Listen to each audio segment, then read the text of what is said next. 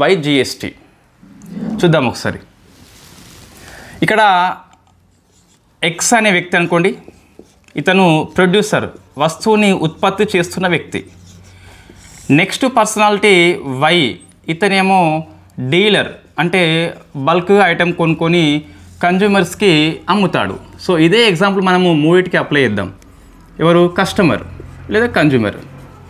So Z అండి. ఇది నోట్స్లో మీకు ఉన్నది, నోట్స్లో ఉన్నట్టు సేమ్ రాకపోవచ్చు ఎగ్జాంపుల్ ఎప్పుడైనా సరే, బట్ మీరు ఎగ్జాంపుల్ పట్టుకోవాలి, నెంబర్స్ పట్టుకోవద్దు, ఆ నెంబర్స్లో ఉన్న కాన్సెప్ట్ పట్టుకోవాలి. రైట్. సో నోట్స్ క్లాస్ ఎందుకు సేమ్ ఉంటుందంటే ఎప్పుడు సేమ్ ఉండదు. మనం చదువుకుంటాము, దాన్ని ఎక్స్ప్లెయిన్ చేసేటప్పుడు ఈజీ లాంగ్వేజ్లో ఎక్స్ప్లెయిన్ చేస్తాం. కొన్నిసార్లు ఎక్కువ పాయింట్స్ వస్తాయి, తక్కువ పాయింట్స్ రావండి, దానిలో ఉన్నది మొత్తం వస్తుంది. ఓకే. సో ఇది ఇప్పుడు ఏంటి మనకు అంటే, ఇప్పుడు ఒక వ్యక్తి వస్తువుని 100 రూపాయలకు అంటే 90కి ప్రొడ్యూస్ చేసుకుని మొత్తం 100కు అమ్ముదామని చెప్పేసి అనుకున్నాడు. వస్తువు యొక్క ఉత్పత్తి విలువ ఎంత? 100 రూపాయలు. ఇతనికి సెల్ అంటే అమ్మిండు, ఇతను కొంటాడు అన్నట్టు, బై. సో మనం అమ్మేటప్పుడు సేల్స్ ట్యాక్స్ అని చెప్పేసి విధిస్తాం కదా. ఎంత మనకి ఇప్పుడు 10 అని తీసుకోండి, 10% అని తీసుకోండి, మనకి ఎగ్జాంపుల్ ఈజీగా ఉంటుంది. 100 తీసుకుంటే 10 తీసుకుంటే ఎంత అండి? 100లో 10% అంటే 10 వస్తుంది కదా. సో 100 + 10 ఎంత అండి? సో 110 రూపాయలకు ఈ ప్రొడ్యూసరు డీలర్కి అమ్మిండు, 110 రూపాయలకు అమ్మిండు. ఇతను 110 రూపాయలకు కొన్నాడు. సో 110కి కొన్నాడు.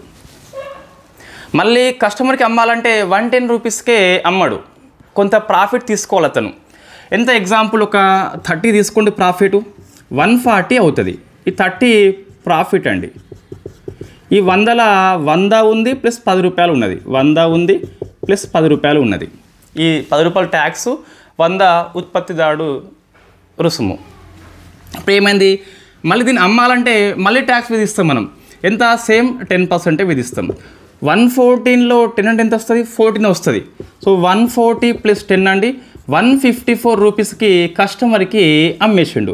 సో 154 రూపీస్కి ఇతను కొన్నాడు, 154 రూపీస్కి కొన్నాడు. ఇక్కడ మనకు కొన్ని లోపాలు కనిపిస్తున్నాయి మనకు. చూద్దాం ఒకసారి ఏం లోపాలంటే, ఫస్ట్ 100 అండి. ఏంటిది 100? మనకు ఉత్పత్తిదారుడు విలువ. నెక్స్ట్ 30 ఏంటి? మనకు ఆయన ఒక ప్రాఫిట్. నెక్స్ట్ ఏంటి? 10%. ఇదేంటి? సేల్స్ ట్యాక్స్, మనకి సేల్స్ ట్యాక్స్. రైట్. ఇప్పుడు చూద్దాం మనం ఒకసారి. ఈ 100 మీద ట్యాక్స్ పడింది, ఇక్కడ 140 మీద పడింది. ఈ 140లో ఈ 100 ఉందా? కలిపి ఉన్నది. అంటే ఏంది? ఒకే వస్తువు మీద డబుల్ ట్యాక్స్ పడింది మనకు. సో ఇందులో మనకి డబుల్ ట్యాక్సేషన్, సేమ్ ప్రొడక్ట్ కానీ డబుల్ ట్యాక్స్ పడింది. ఎట్లా? ఈ 100 మీద పడ్డది ఫస్ట్ 10%, 110గా వచ్చింది. ఈ 140లో ఈ 100 కలిసే ఉన్నది కదా, అంటే ఒకటే 100 మీద 2 సార్లు ట్యాక్స్ పడింది సేల్స్ ట్యాక్స్ విషయంలో. సో 154కి వచ్చింది కదా అతనికి. దీన్నే మనము డబుల్ ట్యాక్స్ అని చెప్పేసి పిలుస్తాం.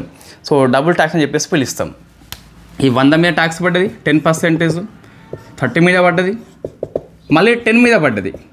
సో ఎంత వస్తుంది? 100 అంటే 10 వస్తుంది, 30లో 10 అంటే 3 వస్తుంది, 10లో 10 అంటే 1 వస్తుంది.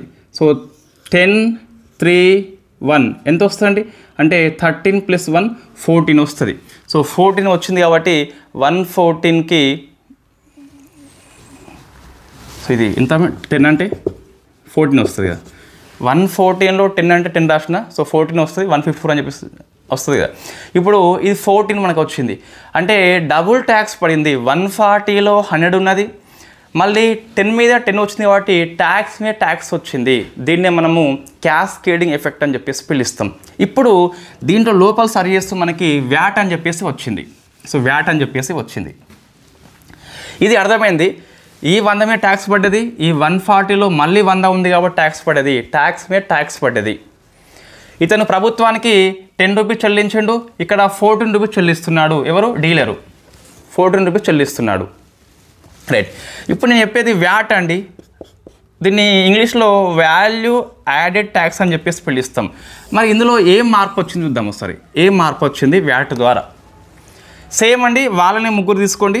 ఇదే ఎక్స్ పర్సను, ఇదే వై పర్సను, ఇదే జెడ్ పర్సన్. ఇక్కడ బాగా ఈ ఎగ్జాంపుల్ బైహర్ట్ చేయకండి.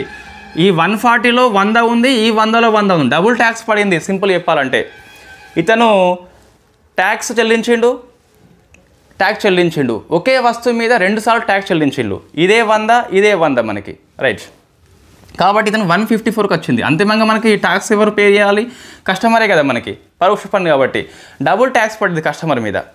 ఇక్కడ చూద్దాం, సేమ్ అండి, ఇదే 100 రూపాయలు ప్లస్ 10% సేల్స్ ట్యాక్స్ ఉన్నది, వ్యాట్ అని చెప్పేసి అనుకోండి. ఇక్కడ వ్యాట్ అని చెప్పేస్తున్నది ఎంత?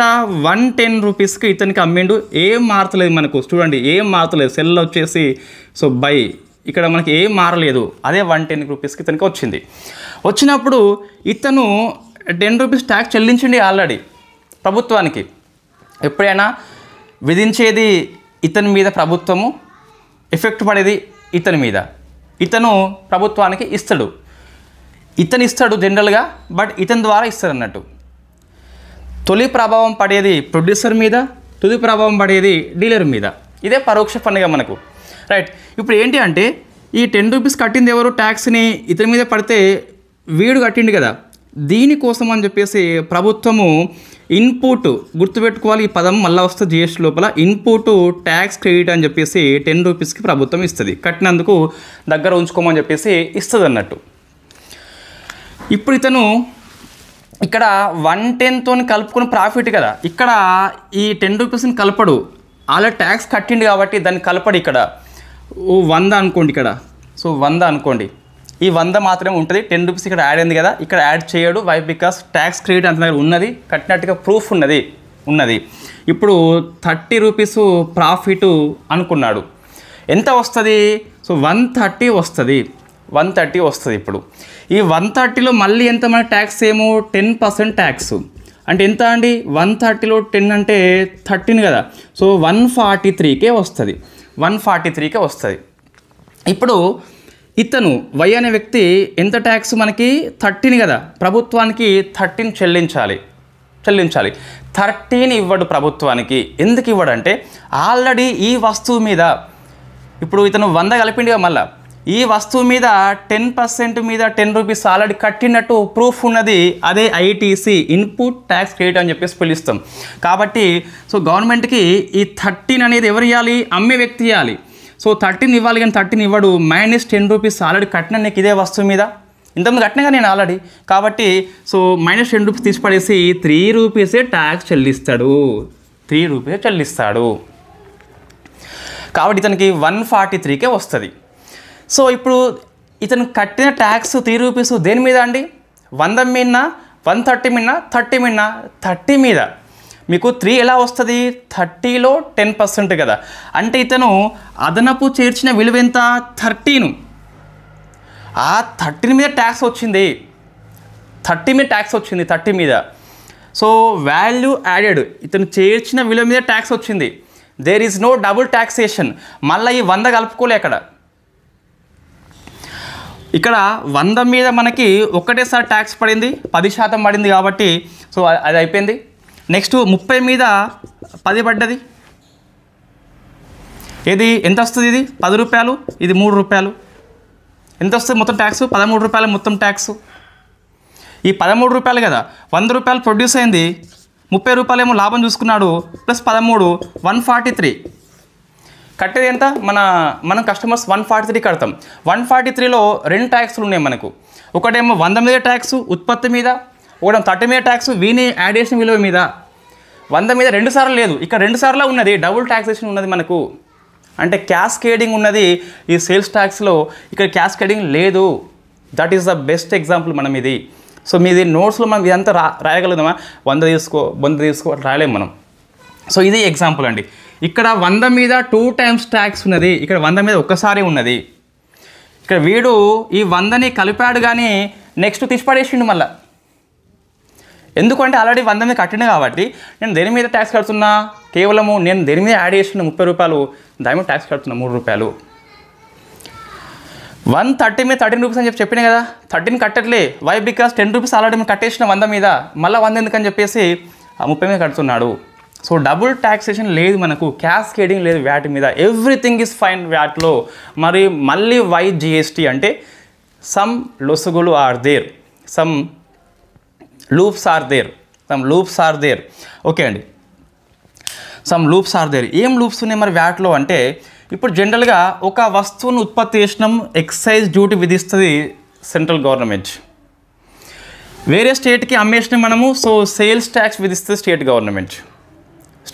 సేల్స్ ట్యాక్స్ వ్యాట్ విధిస్తుంది, వ్యాటు ఇక్కడ ఎక్సైజ్ డ్యూటీ విధిస్తున్నాం, పొంతన కుదరట్లేదు. లేకుంటే ఈ వ్యాట్ మనకి వివిధ రాష్ట్రాల లోపల వివిధ రకాలు ఉన్నదండి. ఒకడు 5 అంటాడు, ఒక 10 అంటాడు. రాజస్థాన్ 10 అంటది, ఇది తెలంగాణ 10 అంటది. సో డిఫరెంట్ వ్యాట్స్ ఉన్నాయి మనకి.